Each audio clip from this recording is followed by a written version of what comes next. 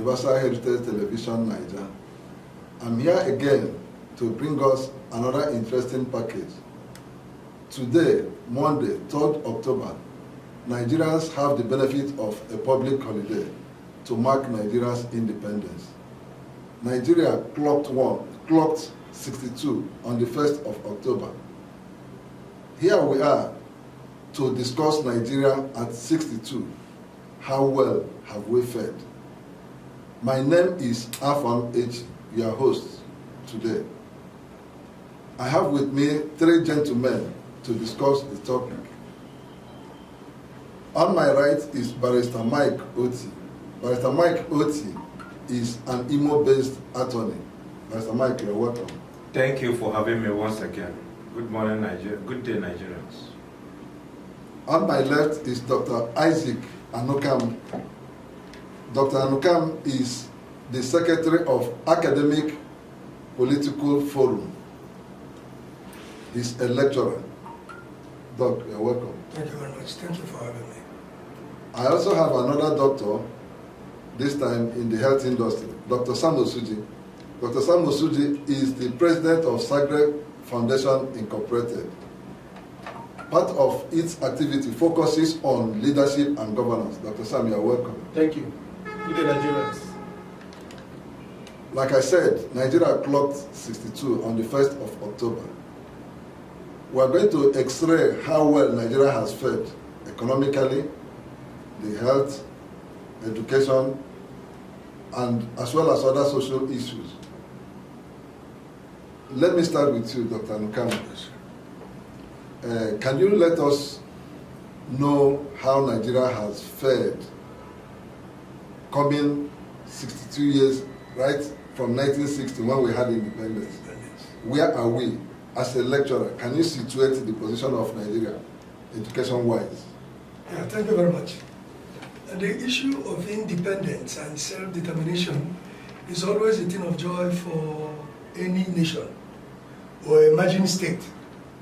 It's really of interest. At independence, 1960, is a dawn of a new day for the people of Nigeria. And because this time, the future of our children, our resources are now in our hands. So from 1960 to date, that we have 62 years passed by, we will say Nigeria is a full-grown adult. 62 years, full-grown adult. So one will really want to take a look backwards and see what have these adulthood achieved, what progress has it been made and all that. But in looking at independence, one will be asking, this independent, is it really political independent, economic independent, independent of all sorts, independent relative? As he has asked me to pinpoint, I will say since 1960 till date, what we have is political independent, not economic independent or any other form of independence, because the problem of pre-colonial days are still lingering today. So we really need to have other aspects of independence, not just the political. Okay. In terms of education, sir, you are a teacher. Have we done well? Have we built ourselves to the expected standard? We are not. We are not. That is what we are talking about. If you look at academic independence to educational independence, our performance so far is very poor. That today, the entire Nigeria tertiary institution are on strike. I've been teaching, and I remember there are some institutions you stay in your vehicle to attend to the students because there's no classroom to sit there and teach them. If you enter the classrooms, you will be wondering what manner of classroom this is. A friend of mine that returned from overseas once came into the class and called me and said, is this place where you train fowls or chickens or pig or what? I said, no, it's our classroom. He said, no, well, can I manage? I said, that is it for Nigeria. Educationally, relative to the independent, I can't say that. It's not, one cannot convincingly argue that Nigeria has performed properly. Thank you so much. Dr. Suji, are you on the same platform with him that Nigeria has only had political independence? As a person in the health sector, how would you rate Nigeria? Okay. All right. In trying to rate Nigeria's performance regarding from the day of her independence and then regarding the health sector issue, Nigeria has basically performed abysmally, I must say, because when we rate Nigeria regarding the health sector, there are several parameters. There are basic parameters we look at. According to World Health Organization, if you want to make such assessments on the functional health system, whether there is a functional health system in a nation or a place, you have to check the issues of leadership and governance first. You have to consider leadership and governance. Are there policies in place that advance life, that promote life? So you have to check that. Are there policies in place? For instance, in the case of Nigeria, are there policies in place that make sure that that insists that everybody must have health insurance? There's nothing like that. It's not compulsory here. So, because it's not compulsory, life expectancy is very low. Right? So life expectancy is very low. About 97, according to National Bureau of Statistics regarding health, about 97% of Nigerians are not captured in health, don't have health insurance. So you can't expect their health to be at optimal level. Then you consider, there are several other things you consider. You consider the workforce. Do they have the adequate workforce to tackle their needs? When it comes to health care, does Nigeria have adequate workforce to tackle its needs? Remember, Nigeria is a population of about 200 million. And we have so many doctors, but it's less than is required for such a population. So you discover that our human resource, our workforce, is very low. In the sense that, and the ones that we have, we can't take care of them. So there are several other things we look at. You see, we look at the structures in place. Essential medicines. Are there structures in place that ensures that these medicines are there? So when we talk about health, generally, Nigeria has really performed abysmally, and we can't say that Nigeria has fared well.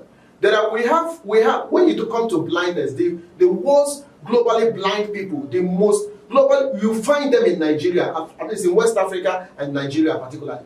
So a lot of things are wrong here because of the leadership system and the things we have allowed to happen with us. Okay, thank you for that question.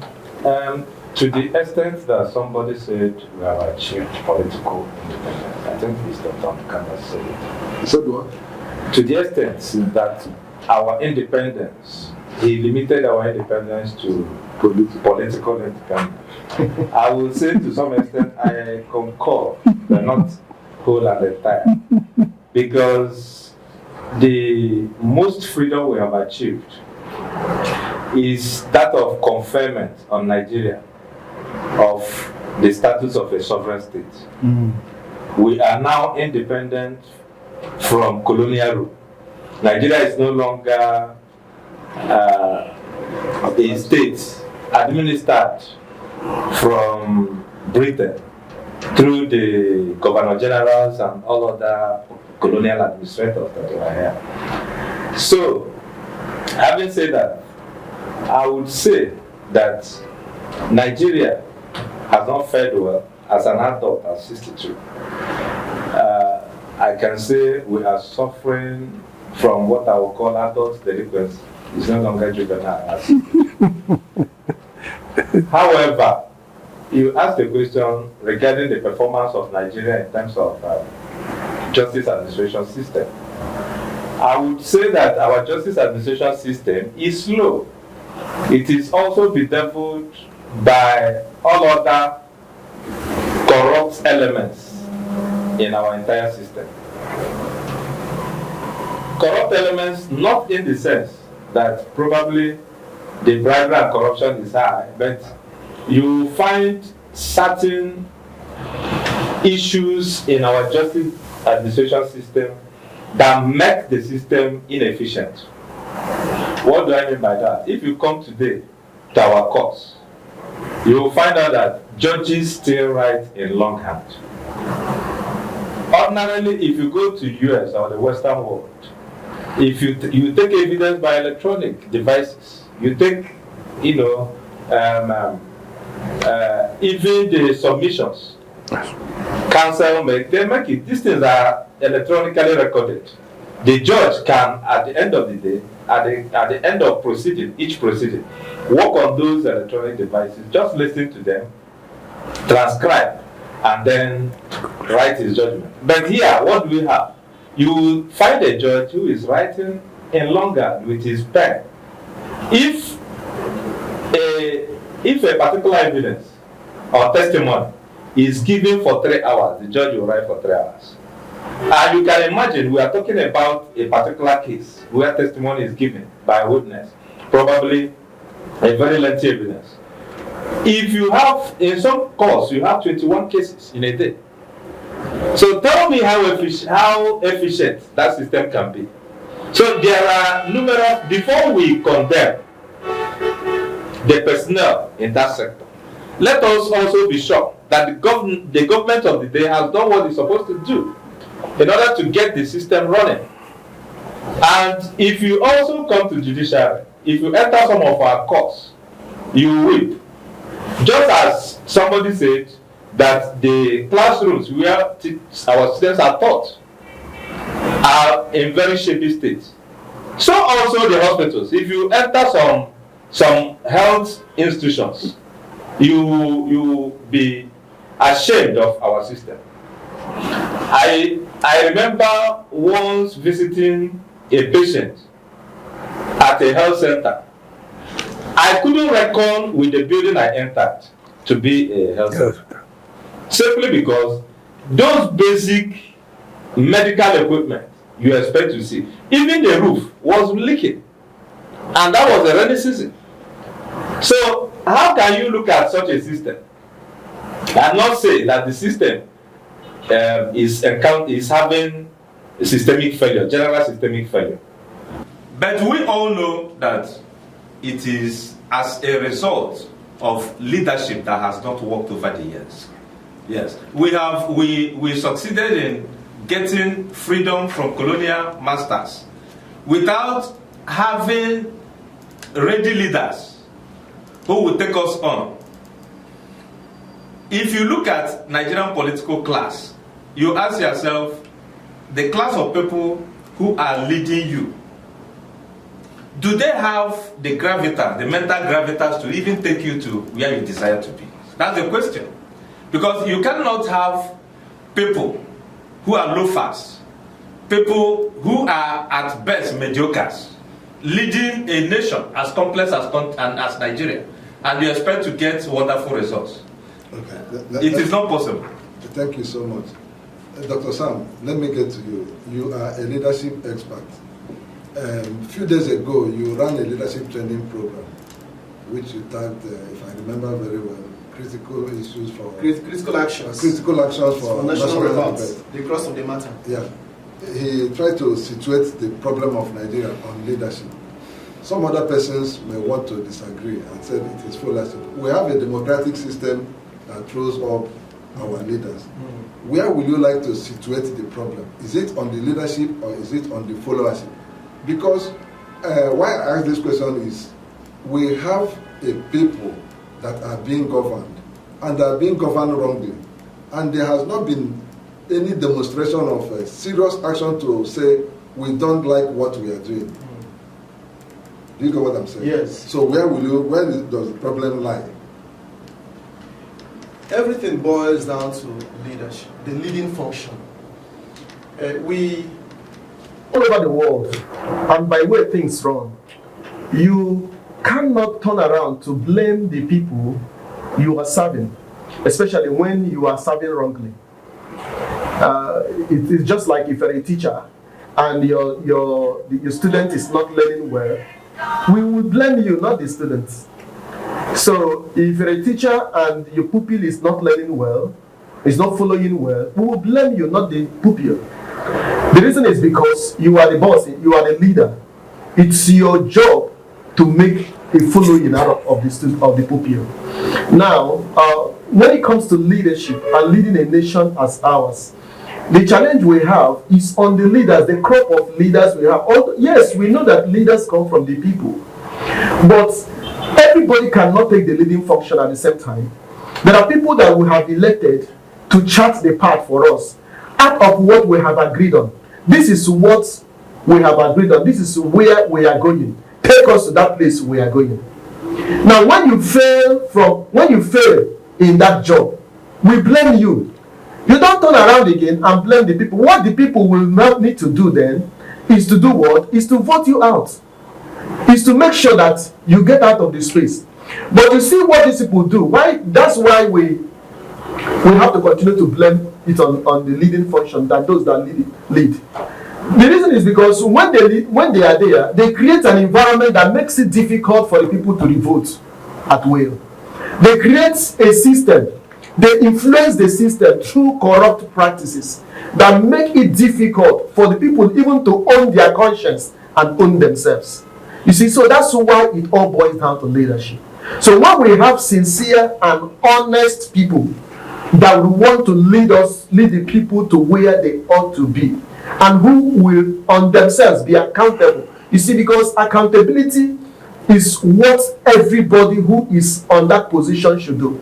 You see, the leading position is different from the leadership state. The leadership state has to do with the person involved. But the leading position is the office he occupies. And that's where the function comes in. And so when somebody is there, the person has to, particularly the person must respond, must be accountable to the people that put you in that very position. And then when you are not doing it right, it is left for the people to vote you out. But the kind of corruption we have in the system here is that the corruption makes it difficult. It emasculates the people from necessary votes. The corrupt system emasculates the people from making the necessary vote. For instance, now people want to do peaceful demonstration. They use army to shoot at them. They use police to gag them. They frustrate them. They find one way or the other. But people must still rise up. People must continue, because you see, the leadership comes from down up too. Because when the up fails, the down can spring up. The down can spring up. So, and that's what we're having in Nigeria now. Look at what is happening. So the followers are springing up. Because you see, we live in a free society where knowledge is increasing. And people are getting aware. And as people are getting aware, because that's one thing about leadership. Leadership makes you self-aware. Knowledge makes you more of a leader.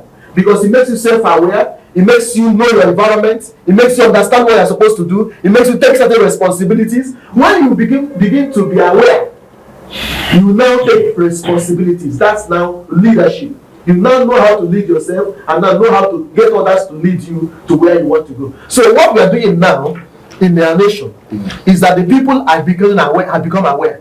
And now leadership is coming from the people up. And this time around, I know the people will get it.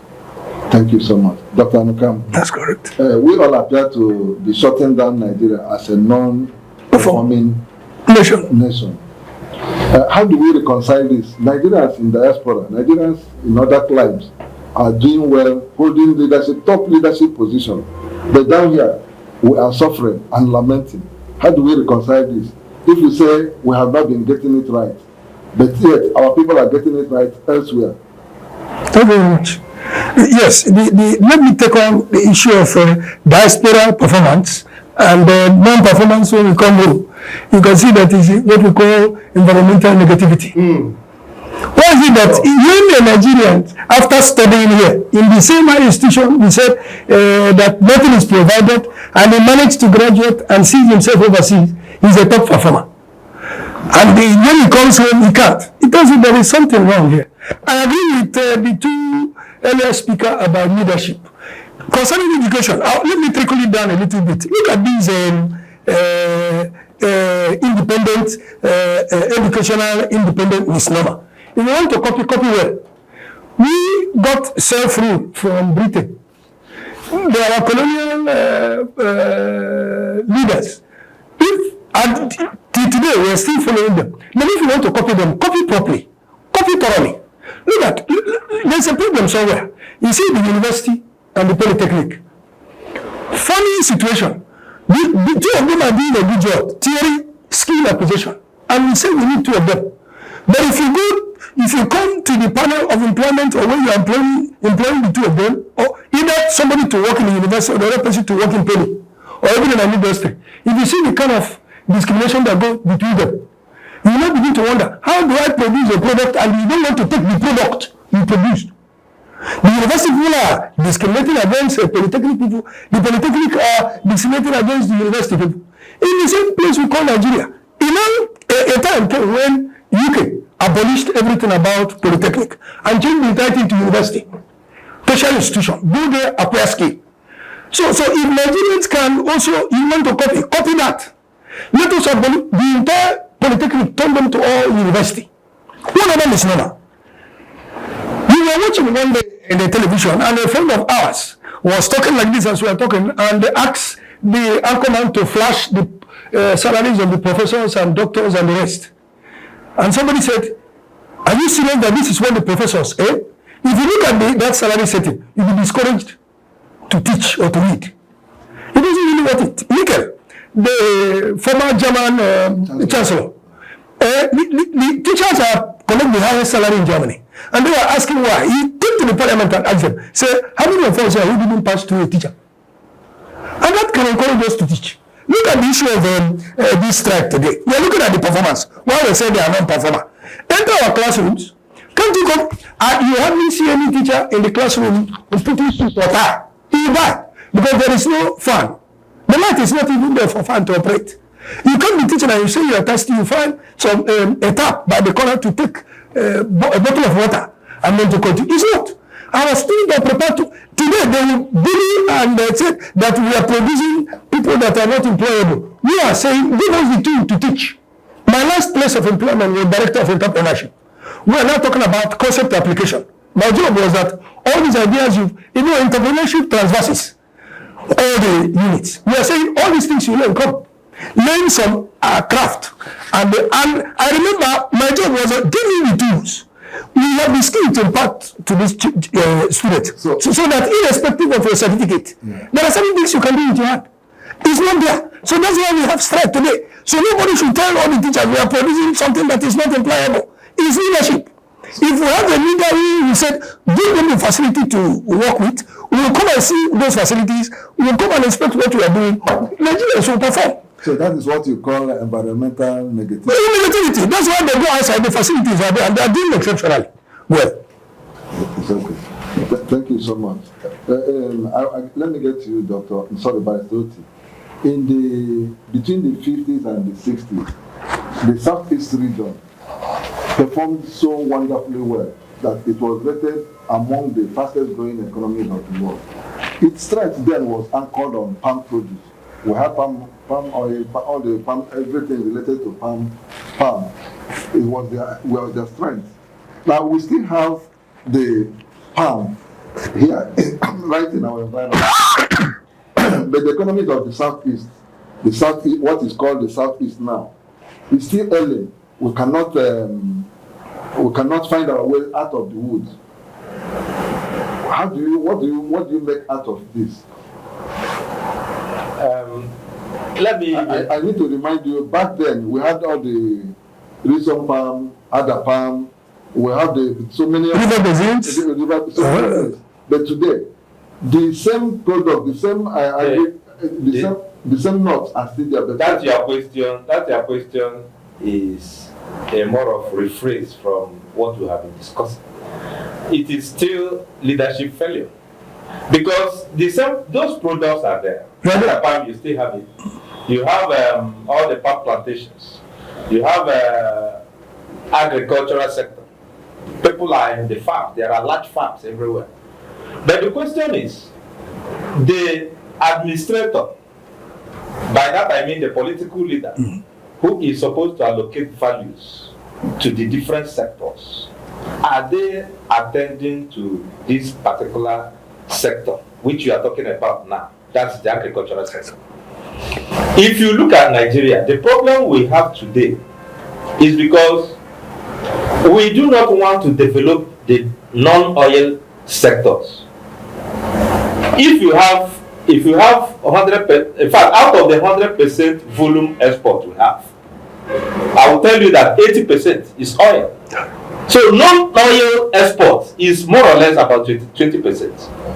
So if you have non-oil export at that rate, what it simply tells you is that every other sector apart from oil is suffering, and not just in the southeast, across Nigeria. Because I remember we used to have the groundnut pyramid in the north. Where are those groundnut pyramids again? If I may ask today. So the period you made reference to history, those were the periods we had people who are very responsible at the regions, administering the regions. Do you understand? So every region, as at that time, that's why we are insisting that you restructure this country so that we will have true federalism. Currently what we have is not true federalism. You know, the advantage of having a true federal state or true federal nation is it will build a kind of healthy competition among the regions.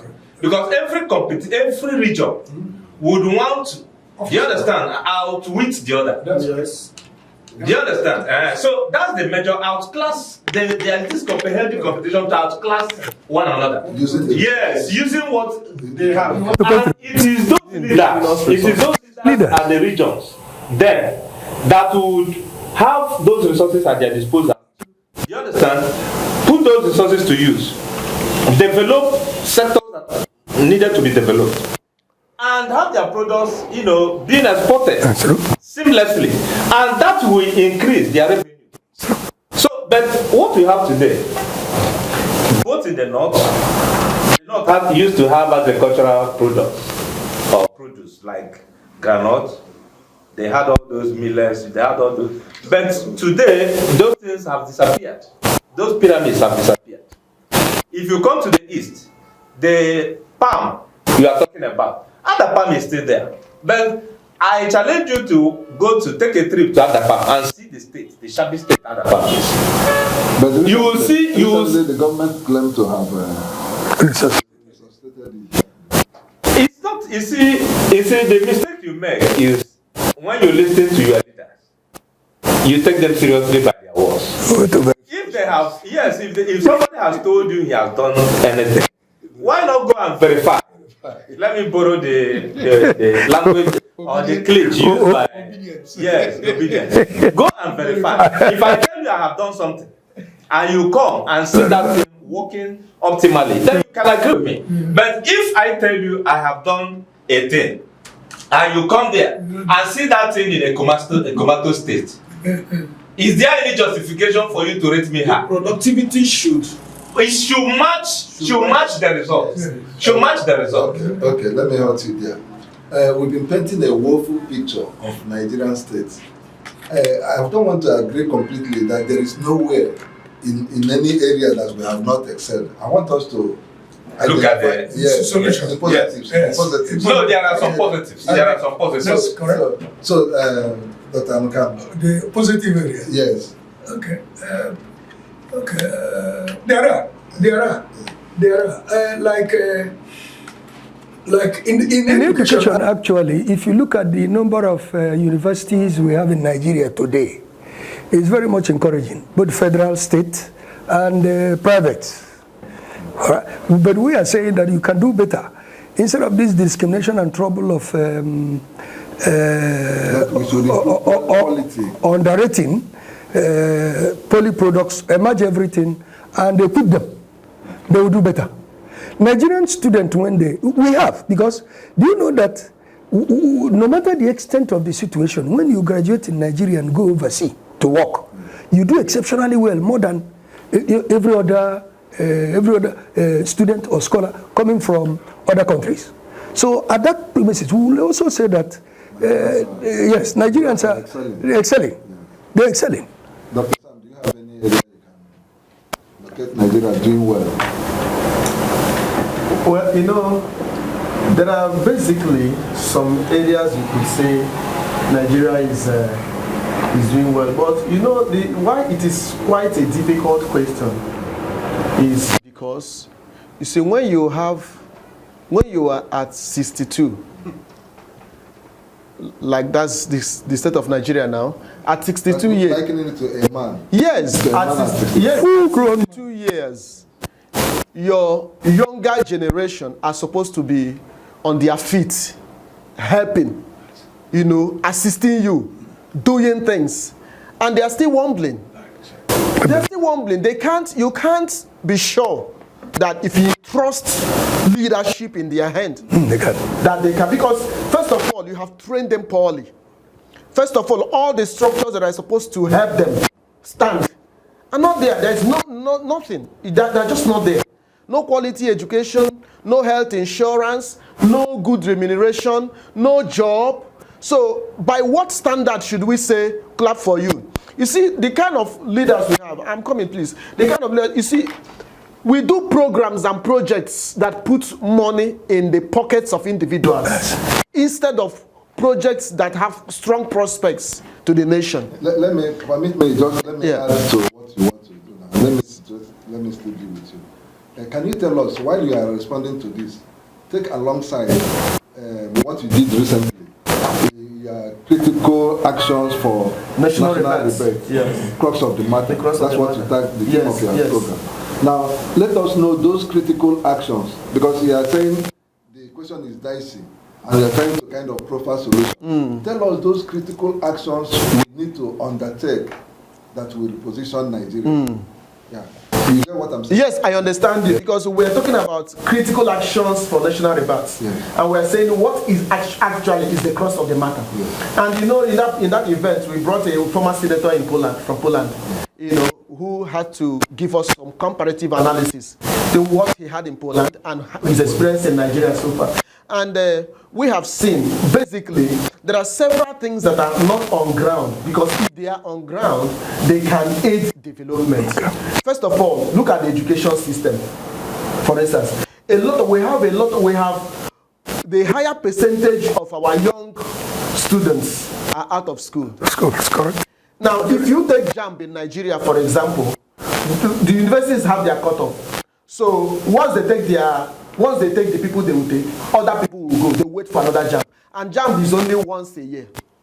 You know, so there are certain things. So when we look at the education system, we have to put up a system where a lot of people will go to school. School must not be for the rich. School should be made accessible to all. Everybody. Invest our money in education and let everybody go to school. That is a critical action for national events. Now, another point, there are several other things too. The people who we elect should not induce, because you have frustrated education, the people know less. Because they don't know much. Now you are ready to induce them with a bag of rice. Because they are hungry. There's no job. People are jobless. There's no money in circulation. So people are hungry, so you want to induce people to elect the wrong people. You want to induce them with bags of rice, 5,000 naira, whatever you can give, and you say yes. You visit people, because it's corruption. Into the religious system, it is there. There is no money. To the education system, it is there. The lecturers are hungry. So you want to push the money you have stashed. Yes, the money you have stashed out of your corrupt engagements, you have to push it to them so that and lure them and coerce them to do your bidding. You see, these are the things that are wrong in the system. So, but once a leader that will have a good leadership, provide job, let him earn and gain independence from you. Let people earn money and gain independence. Gain personal independence, because that's the key thing. When people have that personal independence, they can do their wish. They can be, you know, they can do their bid wherever. You know, they can be people of strong mind and strong will. And then that thing also. So when we have a system that has provided job, guarantee health insurance, don't allow people to be paying out of pocket for their health. The death rate in Nigeria is so high. The life expectancy is low. So don't allow people to pay out of pocket. It hinders people from going to the hospital. If you are sick of malaria, go to the hospital. Don't say, I don't have money Because, it can't be out of your pocket. Because these are the things that, induce you to visit the doctor. So there are several other things, we are able to point out that can help you, that can bring about that needed rebirth. Let me just add this to what he has said. A system that can hold our leaders to accountability, or whatever they are. Because what I work with a good number of politicians. When one's elected today, from the first tenure, from the first year of the first tenure, they are planning how to retain, how to come back, not even how to implement any program. So the system we have now don't hold anybody accountable. Whatever allocation you are giving, nobody accounts to anybody. People's money is their money. They start it to do another campaign. But before that next campaign, they would have impoverished the people over the years. So that the people will no longer have a mind of their own. That's it. Can you imagine that? We used to hear that the judiciary is the last hope of the common man. Can you tell us to what extent has the judiciary been able to start this hopeful expectation? From what the two gentlemen, their co-discussers have been saying about education, leadership, and the rest of it. What is actually the situation? If you ask me, judiciary is not performing that badly.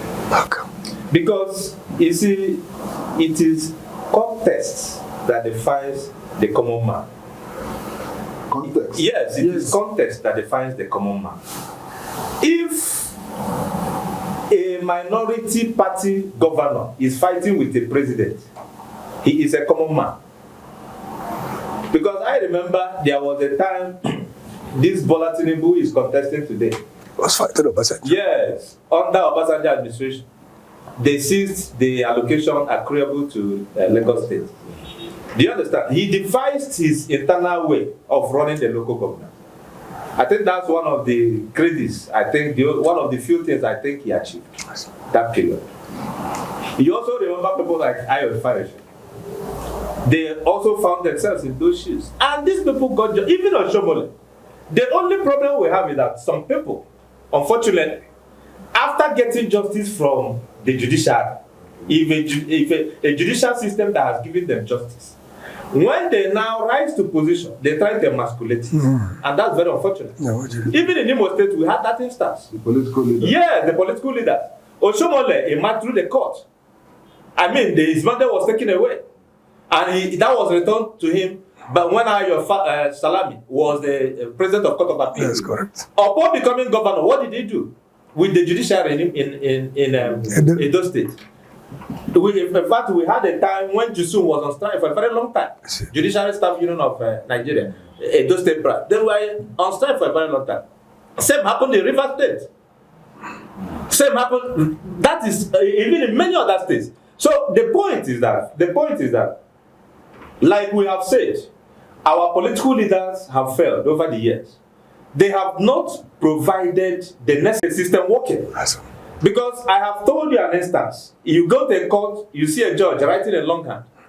Whenever he finishes one case, is when you enter the other one.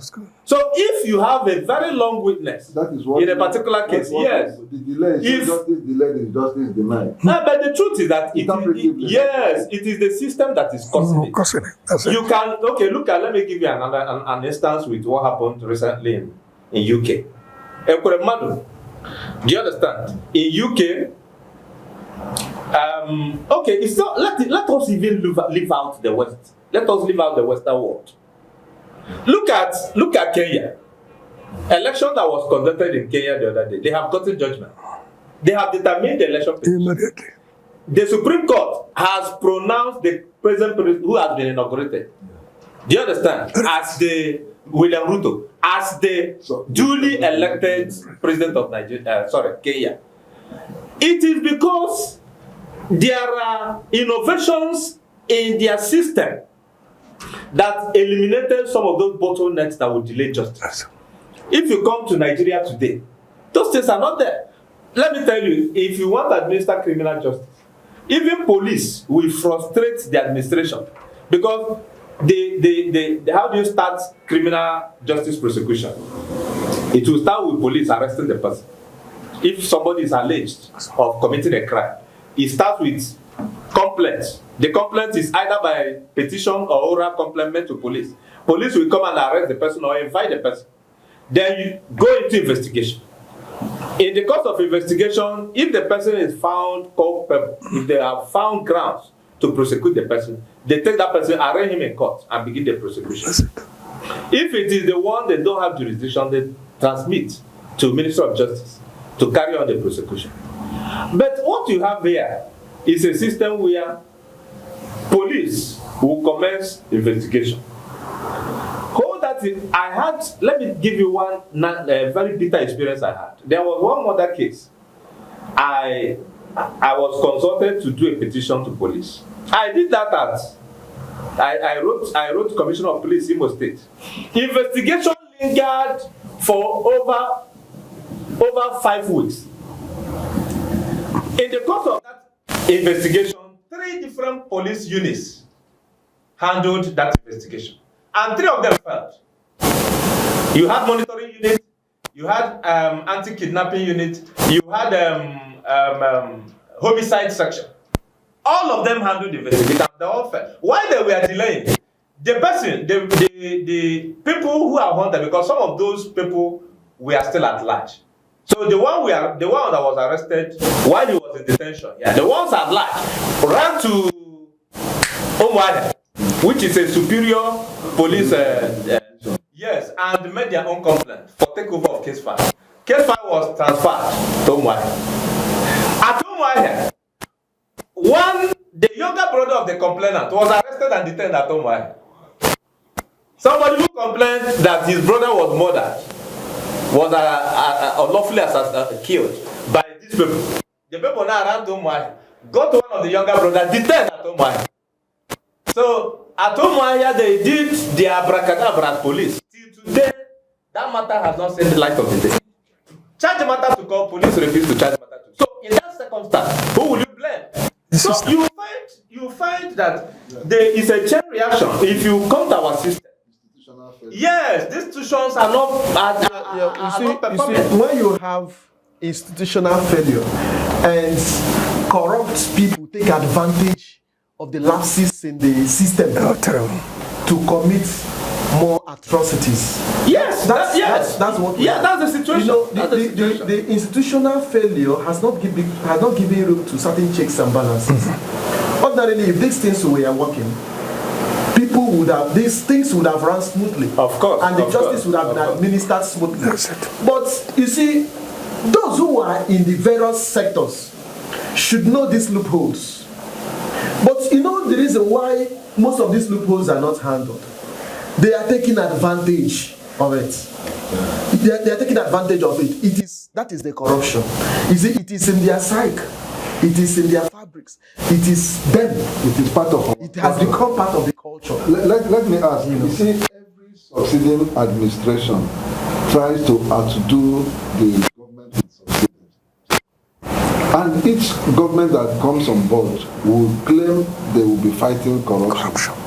At the end, corruption appears to be overwhelming everybody. Look at the picture we have been painting. Do we still have hope that corruption can be nipped, can be fought? It can't. Can be, because it can be dealt with. Talk about institutional failures. Now, if you see, for me, yes. So how do we deal with it? If you want to fight corruption, you cannot fight corruption from Aso Rock. It is still from the institutions we are talking about. Now, unfortunately, the way we do appointment in our political space is consideration of certain primordial sentiments that this person is my brother, this person is our political ally, this person is a member of our party. This person. So how can those considerations give you the best manpower in those institutions? If you want to appoint, take for instance, you want to appoint Inspector General of Police. Your consideration is that he must come from the north, or from the south, or from the west, or from the east. Yes. Whether the person you want to appoint, the person who fits into your picture, of your ethnic brother that you want to is even understands what administration of justice is all about, and what even law enforcement job as an administrator at the helm of law enforcement. Whether he understands the nitty-gritty of even law enforcement is another question. So when you appoint the wrong people, you don't expect a different result. Look at EFCC. If you have a wrong person there, who is only there to do the bidding of president or a particular set of people, notwithstanding that those set of people may be corrupt themselves and also require investigation and prosecution, he will look the other way and be looking at those who do not have any relationship with him. That's correct. And those that they have detailed him to go after. Yes. So these are the challenges we have. If you strengthen institutions, I have said it before, if you strengthen INEC today, if you make me president today, I know the people to appoint. Even at the stage I am. I know the people. Who will deliver on the expectation? Yes, who will deliver. If I become president today, I will appoint Mike Igini, INEC chairman. If I go to police, I know the people to appoint, generally. Do you understand? Because record, let me tell you one thing about public service record. It is like a mirror, everybody sees it. It's just that some people close their eyes, even when they know. Let me tell you, Peter Obi, I was following Peter Obi, even when people didn't know about him. I was taking dossier of some of these governors. Because at some point, there was one NGO job I did for a particular organization. So I needed to, run a check, background check, and even governance check in some of these states. That was when I knew that he is the best from the Southeast, and one of the best we have in Nigeria. That's correct. Because if you have a politician in Nigeria today who combines character with politics, how many of them do that in Nigeria? So if you have anyone that is like that, who has sterling integrity, unblemished record of public service, you get hold of such person because they are they are very well to in public service. Let me chip in. Just to what you are talking about, if there is hope, there is hope. Look at it. The issue, first and foremost, is that let's have the right leader who really have determination to deal with corruption. Then what is corruption? Corruption is not when you catch people with money. Corruption has divergence. Nepotism. Just watch what we're talking about. When they say corruption, our leaders don't even understand what corruption is all about. If you go to law, the definition law gives to official corruption. Yes. So what will happen is that in this program, I may not even digest all. Understand what corruption is all about. Okay, what? So somebody retired. Fine, he's your brother. You have given him his retired and you are still paying him salary.